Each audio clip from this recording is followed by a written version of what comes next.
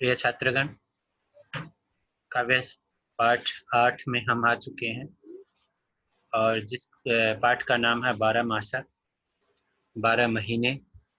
और जैसा कि हम जानते हैं कि कवि हैं मलिक मोहम्मद जायसी जी, सूफी कवि हैं। उनके जीवन परिचय के बारे में जान लें, फिर 12 मासा कविता के बारे में आपको प्रारंभिक परिचय देंगे। तो मैंने जैसे पॉइंट वाइज बनाया है, हम उसमें चलते हैं।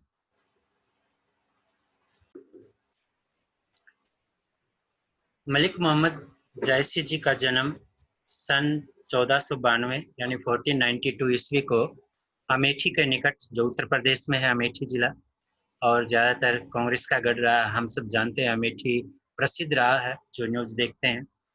तो उसी के निकट है एक जायस गांव, उत्तर प्रदेश में है। तो यहीं पर इनका जन्म हुआ माना गया है। इसी कारण वे जायसी भी कहलाए, क्योंकि जायसी गांव के होने के कारण ही जायसी कहलाए। कुछ प्रसिद्ध व्यक्ति जहाँ पर उनका जन्म होता है तो उस क्षेत्र से प्रसिद्ध हो जाते हैं, तो उनके नाम के पीछे जुड़ जाता है। पिता की मृत्यु इनके बचपन में ही हो गई थी, अतः इनका पालन पोषण ननिहाल में यानी नाना के यहाँ हुआ। वे अपने समय के सिद्ध और पहुंचे हुए फकीर माने जाते हैं। उन्होंने सैयद अशरफ और शेख बुरहान को अपने गुरुओं के रूप में उल्लेख किया है, यानी अपने काव्य में उन्होंने सैयद अशरफ और शेख बुरहान को गुरुओं के रूप में बताया है। जान लेते हैं जन्म कब हुआ है। 1492 यानी 1492 में हुआ है। कहाँ पर हुआ है? उत्तर प्रदेश का अमेठी जिला है, उसके नजदीक है जायस गांव। और जायस गांव के कारण ही उनके नाम के पीछे जायसी जुड़ता है, जैसे मलिक मोहम्मद जायसी। तो जायस गांव में उत्पन्न होने के कारण जायसी शब्द जो है इनके नाम के पीछे जुड़ता है। बचपन में ही पिता की मृत्यु होने के कारण इनका पालन पोषण कहाँ पर हुआ है? नाना के यानी ननिहाल में हुआ है। अपने समय के सिद्ध और पहुंचे हुए फकीर माने जाते हैं। इन्होंने सैयद अशरफ और शेख बुरहान को अपने गुरुओं के रूप में बताया, यानी अपने काव्यों में उल्लेख किया है। इनकी प्रसिद्ध रचनाएं देख लेते हैं। तो जायसी द्वारा रचित 12 ग्रंथ बताए जाते हैं, किंतु अभी तक केवल 7 ग्रंथ इनके उपलब्ध हैं, जिसमें प्रमुख हैं पद्मावत, अखरावट, आखिरी कलाम, चित्ररेखा, कहरनामा, मसलानामा, कान्हावत। ये प्रमुख हैं। और इनमें जो पद्मावत महाकाव्य है, इनका प्रसिद्धि का प्रमुख आधार है, अर्थात जिससे इनको मान सम्मान मिला है कवियों में। तो इनकी प्रसिद्धि का जो मुख्य कारण पद्मावत महाकाव्य रहा है। और हमारा जैसे ये जो आज का पाठ है 12 मासा, इसी पद्मावत महाकाव्य का एक अंश है। रानी नागमती का विरह खंड या वियोग खंड कह सकते हैं, उससे लिया गया है। काव्यगत विशेषताएं या साहित्यिक परिचय कह सकते हैं। तो प्रेमाख्यान परंपरा के कवियों में, यानी प्रेम के आख्यान करना, व्याख्या करना, इस परंपरा के कवियों में जायसी सर्वश्रेष्ठ कवि माने जाते हैं। उनकी अमर कृति यानी अमर रचना पद्मावत एक आध्यात्मिक प्रेम गाथा है, और उन्होंने प्रेम तत्व के व्यापक रूप को, यानी एक संपूर्ण रूप को, जो है फैलाव रूप को सरलता पूर्वक चित्रित किया है। उन्होंने अपने काव्य को भारतीय जीवन की पृष्ठभूमि में अंकित किया है, यानी जैसा भारतीय जीवन है उसी के आधार पर जो है इन्होंने इस काव्य की रचना की है।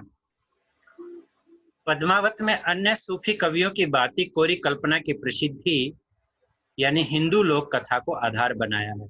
यानी पद्मावत को, जैसे भारतीय बहुत सारे काव्य हैं जो कोरी कल्पना से बनाए जाते हैं, तो जैसे हिंदुओं के बहुत सारे महाकाव्य हैं, तो उसी के आधार पर इन्होंने पद्मावत की रचना की है। यानी ज्यादातर इन्होंने जो है अब कल्पना की प्रसिद्धि ही ली है, यानी कल्पनाओं को ज्यादा इसमें जो अतिशोक्ति करके प्रेम को बढ़ा चढ़ाकर दर्शाया है। उनके काव्य में अलंकार योजना भी सुंदर बन पड़ी है। उन्होंने रूपक, उत्प्रेक्षा, समासोक्ति, विरोधाभास आदि अलंकारों का प्रयोग सफलतापूर्वक किया है। जायसी जी ने श्रृंगार रस के दोनों पक्षों, यानी कौन कौन से? संयोग श्रृंगार रस, वियोग श्रृंगार रस, यानी नायक नायिका के मिलन का और नायक नायिका के बिछुड़ने का जो वियोग और संयोग रस है, उसकी सुंदर व्यंजना की है। यानी यहाँ पर व्यंग्यात्मक रूप से सुंदर प्रस्तुति जो है उन्होंने की है। किसकी? श्रृंगार रस के दोनों पक्षों की, यानी दोनों भागों की, संयोग श्रृंगार की और वियोग श्रृंगार रस की। जायसी भाव और भाषा दोनों दृष्टियों से श्रेष्ठ कवि माने जाते हैं, अर्थात अपने काव्य के द्वारा भावनाओं को व्यक्त करना और एक अच्छी शुद्ध परिभाषा का प्रयोग करते हुए जो है उन्होंने भाषा का प्रयोग करते हुए श्रेष्ठ कवि जो है माने गए हैं। भाषा सौंदर्य, जैसे कि भाषा जो बोलचाल की अवधि भाषा है, जैसा कि इस काव्य में जो है अवधि भाषा का उन्होंने प्रयोग किया है, किंतु उनकी काव्य शैली प्रौढ़ एवं गंभीर है। प्रौढ़ता अर्थात प्राचीनता को लिए हुए और अपने अस्तित्व को यानी अपनी वास्तविकता को छिपाए हुए है। उन्होंने लोक भाषा में घुले मिले यानी सामान्य जन भाषा में जो घुले मिले शब्द रूप हैं उनको ही अपनाया है। मुख्यतः दोहा और चौपाई छंद को अपनाया है, यानी चौपाई जैसे हमने इससे पहले चैप्टर पढ़ा था भरत राम का प्रेम, तो उसमें भी चौपाई और दोहा छंद ही प्रसिद्ध थे और एक भाग था उसका पद, उसमें पद छंद था। तो दोहा और चौपाई जैसे हम हनुमान चालीसा पढ़ते हैं, सुंदरकांड पढ़ते हैं, तो इनमें दोहा और चौपाई छंद का प्रयोग होता है, तो वही छंद जो है इन्होंने अपनाया है। देहावसान यानी इनका मृत्युलोक जो है कब हुई है, सन 1542 में इनका देहावसान जो है वो हो गया है, यानी इन्होंने शरीर छोड़ दिया।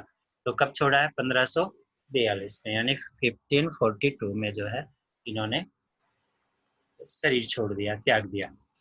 तो ये है मलिक मोहम्मद जायसी जी का कवि परिचय, जो सूफी संत सूफी कवि। अब हम आते हैं इसके व्याख्यात्मक भाग पर।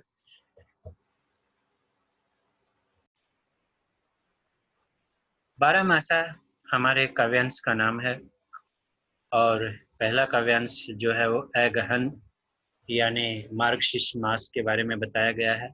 12 मासे से हम समझते हैं 12 महीने, और इसमें रानी नागमती की 12 महीनों की विरह अवस्था का वर्णन यहाँ पर मलिक मोहम्मद जायसी जी द्वारा किया गया है। उसमें नायिका नागमती, क्योंकि राजा रतन सेन बाहर विदेश गए हुए हैं और जो मलिक मोहम्मद जायसी जी हैं वो राजा के सामने जो है रानी नागमती की विरह अवस्था का वर्णन करते हुए काव्य के माध्यम से वो समझाना चाह रहे हैं कि आप यहाँ रह रहे हैं तो रानी नागमती की अवस्था कैसी है, वो ये बताना चाह रहे हैं। अर्थात कितनी पीड़ित है आपके बिना, यानी कैसे वियोग में जी रही है रानी नागमती।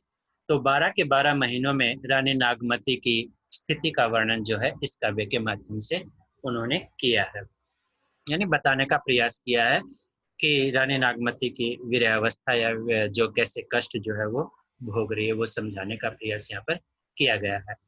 तो ये पाठ जैसा कि मैंने बताया था पद्मावत महाकाव्य का रानी नागमती वियोगावस्था उस अंश से लिया गया है और 12 मासा अंश है ये, और 12 महीनों का वर्णन इसमें किया गया है। सबसे पहले काव्यांश में अगहन यानी मार्गशीर्ष ऋतु का महीने का, सॉरी, शरद ऋतु में मगसर का महीना जो आता है, मंगसर जिसको बोलते हैं लोकल भाषा में, जिससे सर्दी जो है अच्छी होती है, जिसमें ठंड अच्छी होती है, तो उसमें रानी नागमती की वीर अवस्था कैसी है रतन सेन के बिना, वो इसमें दर्शाने का प्रयास यहाँ पर जो है मलिक मोहम्मद जायसी जी ने किया है, तो वो बताने का प्रयास यहाँ पर किया है। और दूसरा महीना जो है इसमें प्रयोग किया गया है पोष यानी पो का महीना, तो इसमें पुष का महीना जो आएगा, इसमें पुष का महीना दूसरे काव्यांश में आएगा, तो उसमें उसका महीने प्रयोग जो है यहाँ पर किया गया है। तो इसमें टोटल जो पद्य हैं वो 4 लिए गए हैं और उसी के अनुसार रानी नागमती के प्रत्येक महीने के अनुसार अवस्था बताने का प्रयास यहाँ पर किया गया है। तो इसमें पहले से हम समझते हैं, पहले हम प्रसंग देख लेते हैं इसका क्या बनता है कि प्रस्तुत या सांकेतिक पद्यावतरण हमारी हिंदी की सुपाठ्य पुस्तक अंतरा भाग 2 में संकलित महाकाव्य पद्मावत से अवतरित रानी नागमती की वियोगावस्था में जो का अंश 12 मासा से उद्धृत है। वैसे मैंने ये पूरा का पूरा प्रसंग जो है आपको बनाकर दे भी दिया गया है, एक बाकी आपको स्वयं बनाने हैं, वो मैं जो भी पीडीएफ भेजूंगा उससे आपको पता लग जाएगा। तो ये है। इसके बाद जो है इसमें वर्णन क्या किया गया है, तो यहाँ पर अगन महीने में जो प्रसंग में आता है कि शुरुआत करते हैं कि क्या वर्णन किया गया है। तो वियोगा अवस्था में नायिका जो नागमती है वो किस प्रकार विरह रूपी अग्नि में जल रही है, वह भंवरे और काक के समक्ष अपनी व्यथा कहकर जो है रतन सेन के पास जो है अपना संदेश भिजवा रही है। तो ये वर्णन इसमें किया जा रहा है। ए गहन देवस घटा निशि बाढ़ी, दूभर दुख सो जाई किमि काढ़ी। इसको चौपाई छंद में देख लेते हैं। ए गहन देवस घटा निशि बाढ़ी, दूभर दुख सो जाई किमि काढ़ी। अब जन देवस बिरह राती, जरई बिरह जो दीपक बाती। कांपा हिया जनावा सीऊ, तो पई जाई हो संग पीऊ। घर घर चीर रचा सब काहूँ, मोर रूप रंग लेगा नाहू। पलटी न बहुरा गा जो बिछोई, अब हूँ फिरई फिरई रंग सोई। सियरिया गिन बिरहिन ही अजारा, सुलगी सुलगी दग धई भई छारा। यह दुख दग धन जाने कंतु, जो बन जरम करई भस्मंतु। पिय सो कहे संदेशरा, ऐ भवरा एकाग। सौधन बिरह जरे गई, ते हिक धुआं हम लाग। तो ए गहन देवस घटा निशि बाढ़ी।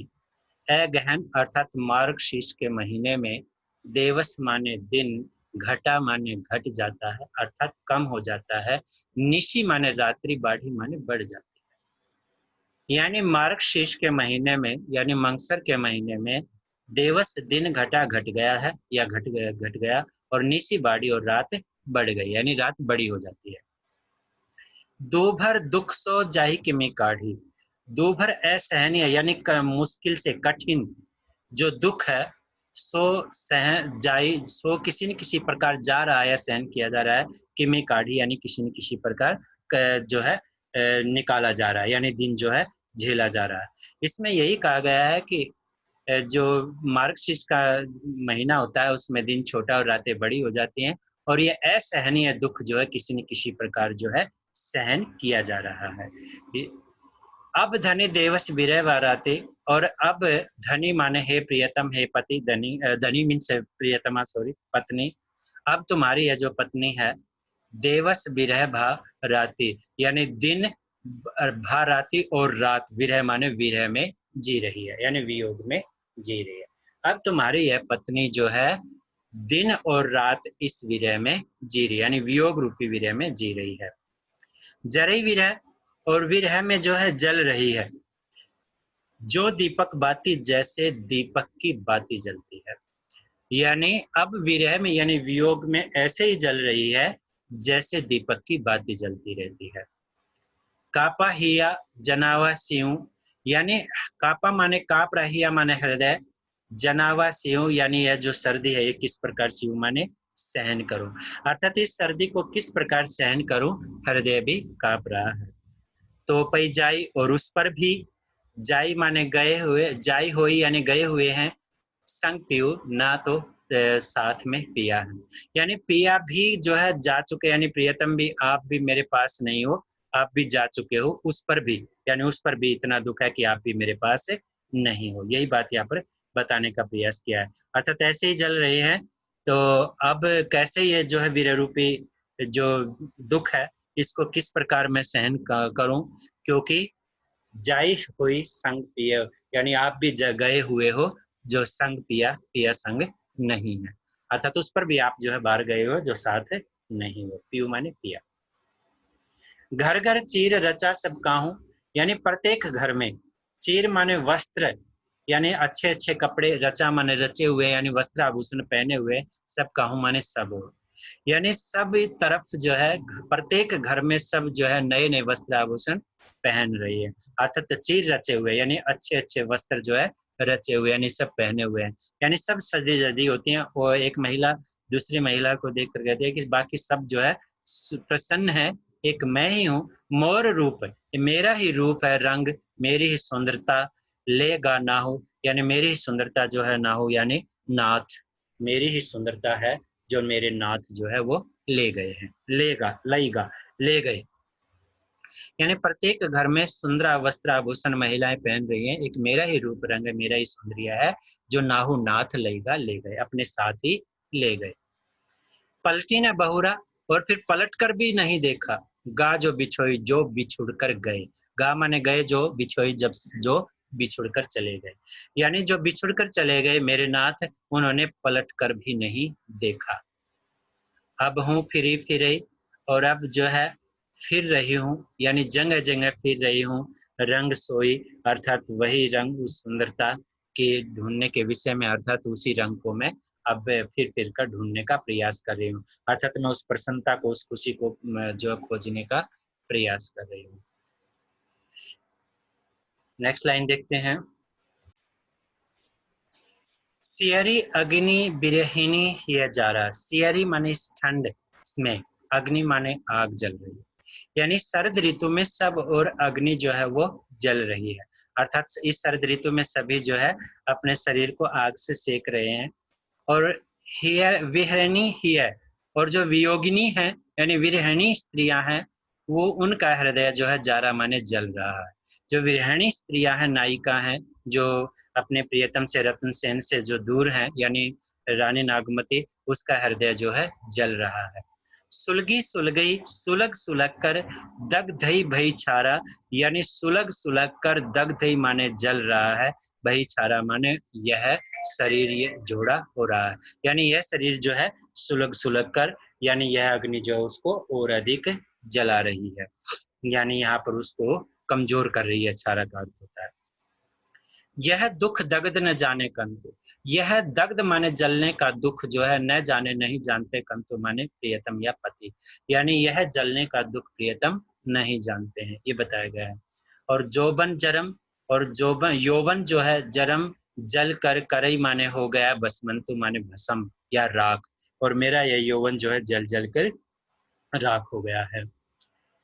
पीएसओ कहु संदेशरा। पीएसए कहु माने कह देना, सो माने वह, संदेश माने संदेश। हे भवरा एकाग, हे भवरे एकव्य, मे पिया से मेरा यह संदेश कह देना कि सो धनी विरही जरी गई। वह जो धनी है, सो धनी वह धनी, यानी तुम्हारी पत्नी विरह जरी गई, यानी विरह में जल गई है। तेहिक माने अब धुआं हम लाग, अब केवल हमारे धुआं ही लगा रह गया, अर्थात धुआं ही शरीर में शेष रह गया है।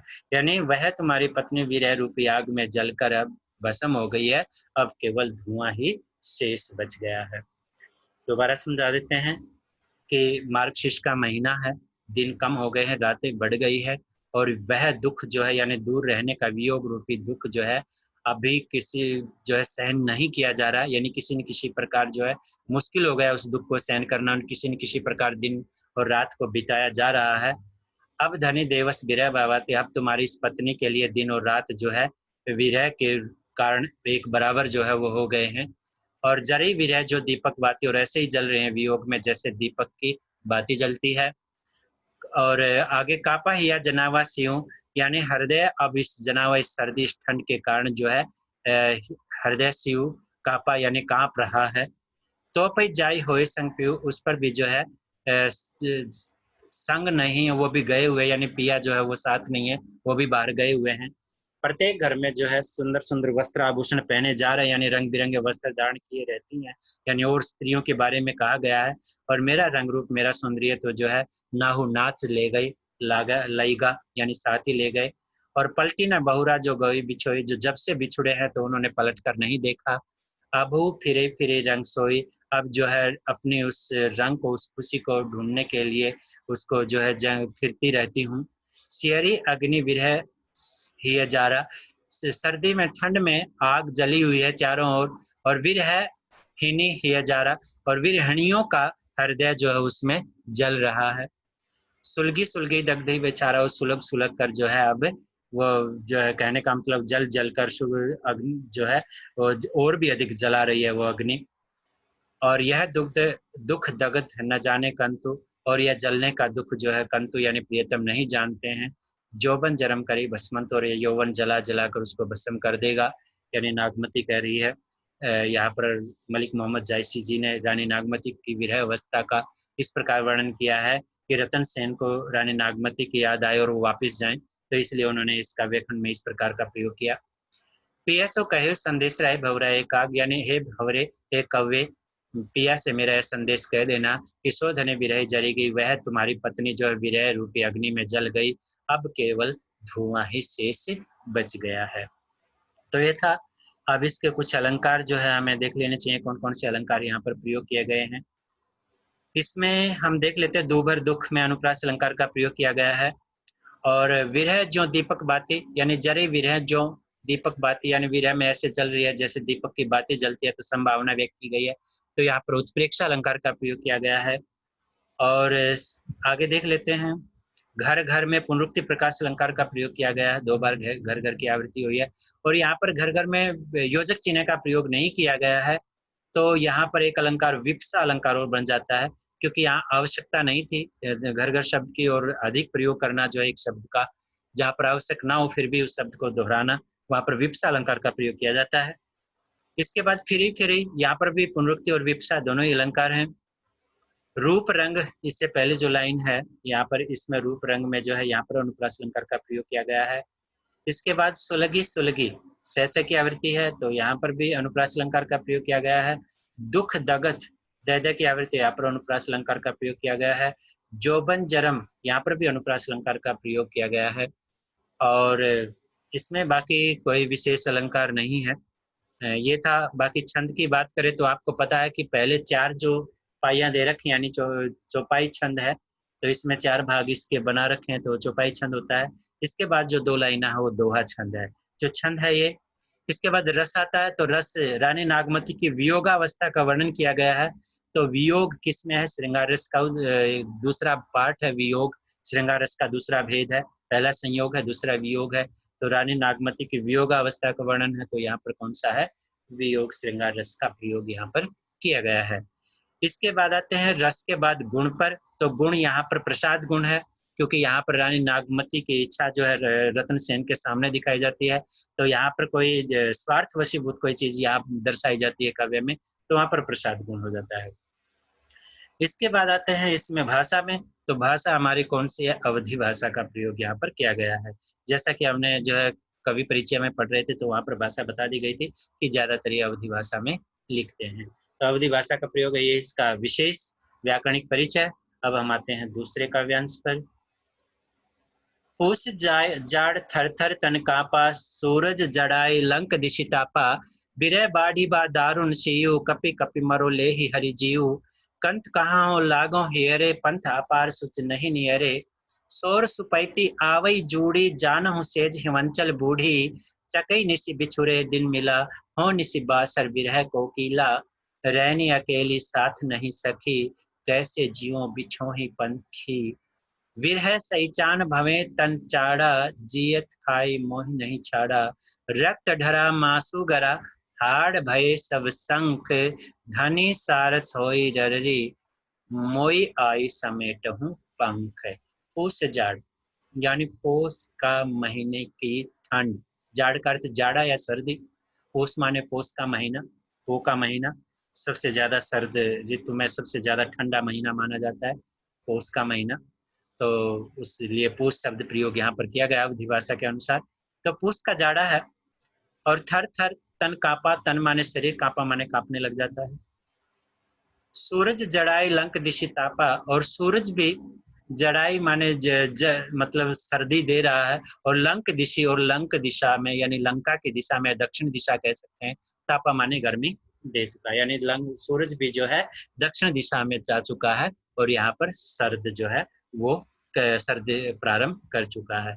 यानी सूरज भी लंका यानी दक्षिण दिशा में जब ज्यादा चला जाता है, तो यहाँ पर अत्यधिक ठंड बढ़ जाती है। तो वही बात यहाँ पर की गई है।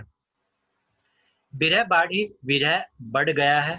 भा दारुण शिव, यानी इस दारुण दुख को शिव माने सहन करो, कैसे सहन करो, यानी अब वियोग और भी बढ़ गया और इसको किस प्रकार जो है सहन करो। कपि कपि मरो ले ही हरि जीव, यानी कप कप कर मर रही हूँ, मरो ले ही यानी मरने वाली ही हूँ, हरि जीव अब हे हरि, हे भगवान जीव कैसे जीव, यानी मैं अब कांप कांप कर मरने ही वाली हूँ, हे भगवान अब कैसे जीव। हरि शब्द का अर्थ भगवान प्रभु, हरि बंदर भी होता है, तो यहाँ पर हरि शब्द के कारण श्लेष अलंकार भी होता है, वो बाद में बताओ। कंत कहाँ हो लागो हेरे, कि हे कंत कहाँ हो, आओ लागो हेरे मेरे हृदय से लग जाओ। कंत मीन्स प्रियतम, प्रिय पति, कि हे पति, हे प्रियतम, हे स्वामी कहाँ हो, आकर मेरे हृदय से लग जाओ। पंथ अपार, अनेक रास्ते हैं सूझ नहीं नियरे, नजदीक से कोई सूझ नहीं रहा है। यानी अनेक रास्ते हैं आने के, लेकिन नजदीक कोई रास्ता नहीं सूझ रहा है। शोर मीन्स रजाई, सुपैती आवई जोड़ी, यानी रजाई भी अब सोते वक्त जो है जुड़ी, आवई जुड़ी यानी छोटी होती रही है, यानी वो भी जो है इस सर्द ऋतु को जो है सहन करने में समर्थ नहीं है। जानहूं सेज जान रही हूँ, सेज माने सैया, हिमाचल बूढ़ी यानी हिमाचल की तरह हो गई है, यानी हिमाचल का मतलब बर्फीले अक्षेत्र की तरह जो है होती आ रही है। तो यहाँ पर जो है सेज को हिमाचल की तरह बूढ़ी होना यानी यहाँ पर बुजुर्ग होना, बढ़ जाना शब्द जो है यहाँ पर प्रयोग यहाँ पर किया गया है। वैसे बूढ़ी का अर्थ डूबी हुई होता है, यानी ऐसा लगता है जैसे बर्फ में डूब चुकी हो। तो यहाँ पर बूढ़ी, वैसे बूढ़ी यदि सामान्य भाषा में लगाएं तो बूढ़े की तरह हो जाता है व्यक्ति, जैसे उसको बड़ी गहरी रजाई हो, अच्छी रजाई में भी उसको ठंड लगती है बुजुर्ग व्यक्ति को, वैसे वैसे बूढ़ी का अर्थ यहाँ इस काव्यांश में डूबा हुआ लिखता है कि सेज भी ऐसे लगता है जैसे बर्फ में डूब रही है। ऐसे मान रही हूँ जैसे सेज जो है बर्फ में डूब गई हो, हिमाचल में डूबी हुई हो। तो हिमाचल का अर्थ जो है बर्फ का आंचल होता है, तो वो यहाँ पर बताया गया है। चकई निसी बिछड़े दिन मिला, यानी चकई यानी चकवा चकवी जो होते हैं, दो पक्षी होते हैं, रात को बिछुड़ जाते हैं। तो उसमें जो चकई स्त्री है वो निशी माने रात को, बिछड़ी माने बिछड़े होने पर भी दिन मिला, दिन होते ही मिल जाती है। यानी चकई भी पूरी रात बिछड़े रहने के बाद भी दिन होते ही मिल जाती है। और हो निशी बासर, और पूरी रात वास करने वाली विरह में कोकिला कोयल, यानी पूरी रात विरह में वास कर रहने वाली कोकिला भी जो है दिन होते ही मिल जाती है। अर्थात दोनों लाइनों के लिए दिन मिला शब्द जो है प्रयोग हो जाएगा। तो ये प्रयोग किया गया है, यानी चकवी भी पूरी रात बिछड़े रहने के बाद दिन निकलते ही मिल जाती है, और पूरी रात जो है कोयल भी अलग जगह वास करते हुए दिन निकलते ही जो है मिल जाती है। तो वो भी अपने प्रियतम से मिल जाती हैं। तो कहने का अपना दुख व्यक्त किया है कि मेरा दिन कब आएगा, ये बात की गई है। रैन अकेली साथ नहीं सकी, रैनी रात ही होती है, तो रात में मैं अकेली हूँ, साथ नहीं सकी। मेरे साथ मेरी कोई सखी भी नहीं है, सहेली भी नहीं है। कैसे जीऊं, कैसे जीवन जीऊं, बिछोई पंछी यानी बिछड़े हुए पक्षी की तरह, यानी मैं बिछड़े हुए उस पंछी की तरह कैसे जीऊं। विरह शैतान यानी विरह रूपी बाज, शैतान शैतान भी कहा जा सकता है, लेकिन यहाँ शैतान शब्द का अर्थ बाज के लिए प्रयोग किया गया है। तो विरह रूपी शैतान यानी विरह रूपी बाज जो है, भवई तिनचाड़ा यानी तन माने शरीर पर, भवई माने नजर लगाए हुए, भौएं लगाए हुए, चाड़ा माने भोजन बनाने के लिए, यानी विरह रूपी शैतान भी मेरे शरीर को अपना भोजन बनाने के लिए जो है निगाहें टिकाए हुए, भौएं टिकाए हुए, नजर टिकाए हुए, यानी विरह रूपी वियोग रूपी शैतान यानी बाज भी मेरे शरीर पर अपनी निगाहें टिकाए हुए, यानी भोजन बनाने के लिए, शरीर को समाप्त करने के लिए विरह रूपी शैतान जो है टिकाए हुए। चाड़ा का अर्थ होता है भोजन बना लेना, और भवई का मतलब होता है नजरें टिकाए रहना, तन माने शरीर पर, यानी विरह रूपी शैतान माने बाज, बाज नोच नोच कर खाता है शरीर को, तो वैसे इस शरीर को जो है विरह के रूपी जो शरीर को भी जो है अपना भोजन बनाने के लिए तैयार बैठा है। जीते जियत खाई, जीते जी खा जाएगा, मोए मुझे नहीं छाड़ा यानी नहीं छोड़ेगा।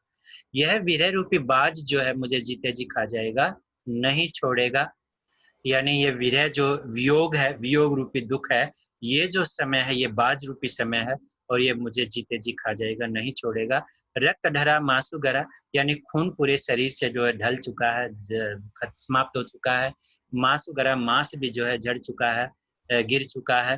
हाड़ भय सब संग, और हाड़ जो है यानी हड्डियां जो है वो भय माने हो गई है, सब माने सभी, शंख शंख के समान, यानी जैसे शंख जो है सफेद होता है, और वैसे ही शंख के समान शरीर का मतलब क्या होता है कि उसमें खून ना रहना, चिंताजनक स्थिति में रहना। तो शंख के समान जो है मेरे हाड़ या हड्डियां जो है हो गई हैं, यानी इस शरीर से रक्त जो है वो समाप्त हो चुका है, मांस जो है वो भी गिर चुका है, और सभी हड्डियां जो है वो शंख के समान हो चुकी हैं। धनी सारस होई रही, कि धनी तुम्हारी या पत्नी, सारस हो यानी जैसे बुगलों की पंक्तियां, ररी माने रटती रहती हैं, यानी ऐसे रटना, वैसे बुगलों की जो आवाज होती है, ऐसी बड़ी दुख भरी आवाज होती है जब आकाश से बुगलों की पंक्तियां जा रही होती है, तो ररी एक प्रकार रोकर रटना होता है, रोते रोते रटना होता है। तो मोई माने मुझे, आई माने आकर, समेटू माने समेट लो, पंख माने मेरे पंख। यानी पक्षी की बाती कहा है अपने आप को, और मैं उस बुगलों की पक्षी की बाती हूँ जो तुम्हारी जो पत्नी है वो हमेशा रटती रहती है, रोते रोते रटती रहती है, और आओ और आकर मेरे पंख जो है वो समेट लो। ये यहाँ पर वीरावस्था में यानी रत्न सेन को बुलाने के लिए उन्होंने मलिक मोहम्मद जायसी के माध्यम से ये बातें कही हैं। दोबारा समझ लेते हैं। पौष का महीना है, जाड़ा जो है यानी सर्द ऋतु है, शरीर थर थर कांप रहा है, सूरज भी जो है उस सर्दी को बढ़ाकर लंक की दिशा यानी लंका की दिशा यानी दक्षिण दिशा में अपनी गर्मी ले गया है, यानी वहां पर ताप ले गया है, यानी अब जिस तरफ सर्दी है। और वीरे बाड़ी बा दारुण शिव, और वीरे बढ़ चुका है, अब इस दारुण दुख को किस प्रकार सहन करूं शिव, और कपी कपी मरो ले ही हरि जीऊं, और काप काप कर मरने ही वाली हूं, अब कैसे जीऊं, हे भगवान कैसे जीऊं, ऐसा कहा। और कंत कहाँ हो लागो हीरे, कि कंत कहाँ हो, आकर मेरे हृदय से लग जाओ, लागो हीरे यानी मेरे हृदय से लगो, पंथ अपार यानी अनेक रास्ते हैं, सूझ नहीं नियरे यानी नियरे मानी नजदीक सी कोई जो रास्ता है वो नहीं सूझ रहा है। शोर सुपैते आवई जोड़ी, शोर यानी शोर का मतलब रजाई या शोर जिसको लोकल भाषा में बोलते हैं, उसी के लिए शोर शब्द प्रयोग किया गया है। फिर शोर शोर मंडल के लिए भी बोलते हैं, लेकिन यहाँ पर शोर जो है रजाई के लिए किया गया है। सोते वक्त आवई जोड़ी यानी छोटी होती आ रही, यानी शोर भी जो है वो भी जो है जुड़ रही है यानी छोटी हो रही है। जानो सेज हिमाचल बूढ़ी, और ऐसे जान रही हो जैसे सेज मेरी हिमाचल में गिर गई है यानी डूब गई है, यानी बर्फ में डूब गई है ऐसा लग रहा है। चके निसी बिछड़े दिन मिला, चके भी पूरी रात बिछुड़ कर दिन में मिल जाती है, और हो निसी बासुर वैसे ही हो जाती है, पूरी रात वास करके, विरह में वास करके कोकिला कोयल भी, यानी कोयल भी वैसे ही पूरी रात जो है विरह में रहकर जो है दिन में मिल जाती है। रहनी अकेली साथ नहीं सकी, रात अकेली है, साथ में कोई सखी भी नहीं है, सहेली भी नहीं है। कैसे जीऊं बिछोई पंछी, बिछड़े हुए पंछी की भांति मैं कैसे जीऊं, विरह सहचान भवे तन चाड़ा, विरह रूपी बाज जो है इसको भवई माने नजर गड़ाए हुए तन चाड़ा, यानी भोजन बनाने के लिए इस शरीर पर, यानी विरह रूपी बाज भी इस शरीर को भोजन बनाने के लिए जो अपने नजर गड़ाए हुए है। जियत खाई जीते जी खा जाएगा, मोई नहीं छोड़ा छाड़ा मुझे नहीं छोड़ेगा।